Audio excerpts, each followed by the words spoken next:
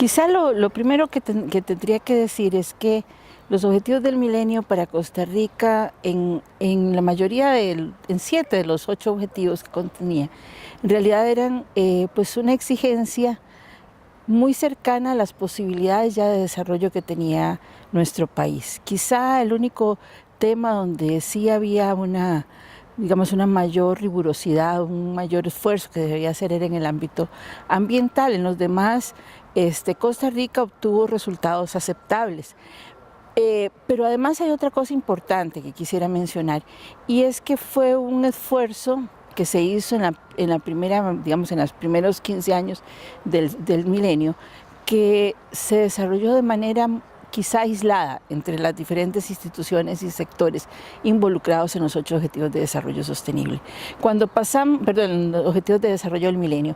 Cuando pasamos a asumir los Objetivos de Desarrollo Sostenible y la Agenda 2030, la complejidad sí fue realmente significativa para nuestro país. En primer lugar, la necesidad de romper fronteras institucionales, fronteras sectoriales, romper también las fronteras de un Estado que ha sido fundamentalmente centralista y entender que la posibilidad de cumplir con la Agenda 2030 implica la incorporación de otros niveles de gestión de la política pública, y eso ha obligado, a generar nuevos canales de comunicación y de articulación.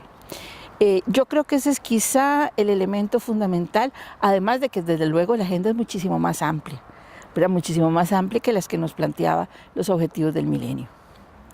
Sí, cuando nosotros entramos en el 2015 a consolidar junto con los 193 países de Naciones Unidas la Agenda de los Objetivos de Desarrollo Sostenible y la Agenda 2030, quizá lo que tenemos con mucha claridad en la mente es que nuestro país, pese a los buenos resultados generales, o sea, los indicadores macro, sociales, tenemos condiciones bastante aceptables que nos hacen ser incluso un país de renta media alta. No obstante, hay un tema fundamental que son las asimetrías territoriales, asimetrías sociales.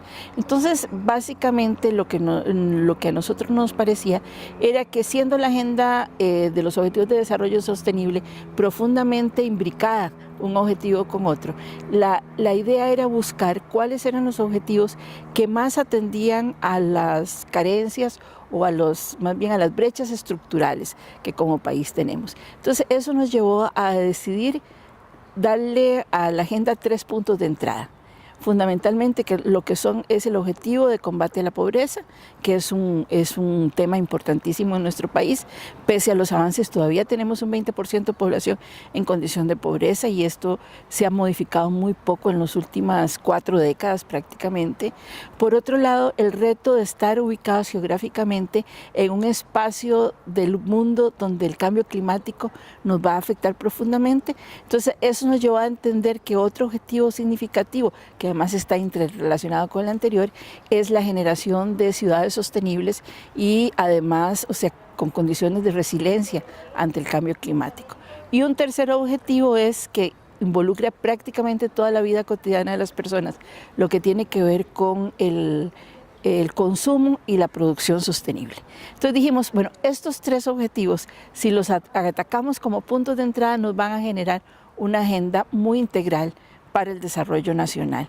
Y esta fue una de las decisiones que nosotros tomamos, precisamente producto de la necesidad de asumir que la agenda de los Objetivos de Desarrollo Sostenible debe ser integral, multisectorial y multiactor.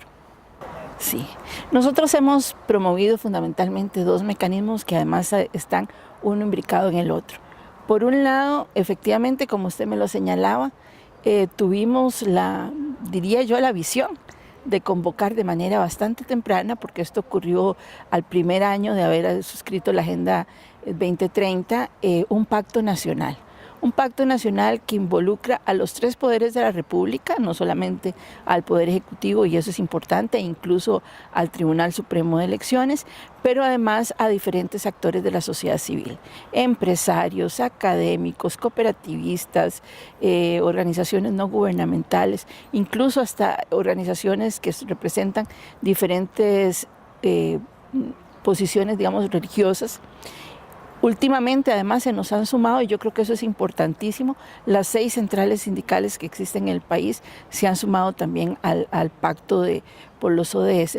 Pero además, no solamente está la firma que es de alguna manera simbólica, sino el haber creado, derivado de este pacto, un foro permanente de consulta para el avance de la agenda en nuestro país. Entonces, periódicamente hay reuniones, cada 2 meses aproximadamente, hay reuniones básicamente de orientación técnica y anualmente hay una rendición de cuentas porque cada uno de los sectores que se han involucrado se compromete con una serie de puntos a desarrollar y entonces frente al resto dice, bueno, esto es lo que hemos avanzado. Yo creo que esos 2 mecanismos han sido muy, muy importantes para que la agenda se convierta en algo vivo, en algo que además permita que otros sectores puedan incidir en la toma de decisiones.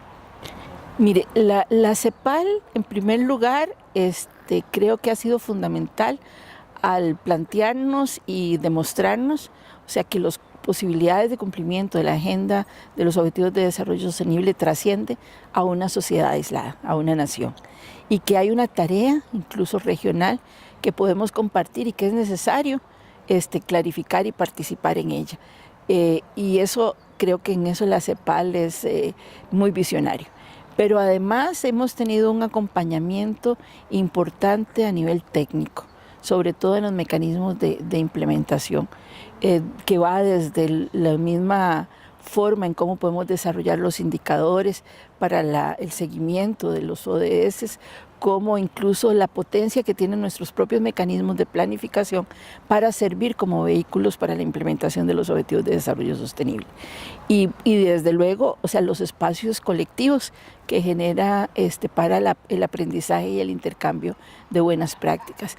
Nosotros en Costa Rica hemos tenido una participación activa de la CEPAL y también del ILPES en nuestro proceso, digamos, de formulación de política pública ya por décadas. Y en este periodo hemos sentido además una mayor cercanía y una mayor activación de temas muy diversos a que diferentes autoridades y funcionarios públicos nuestros pueden venir y además capacitarse en lo más actual, digamos, de los mecanismos de implementación para los ODS.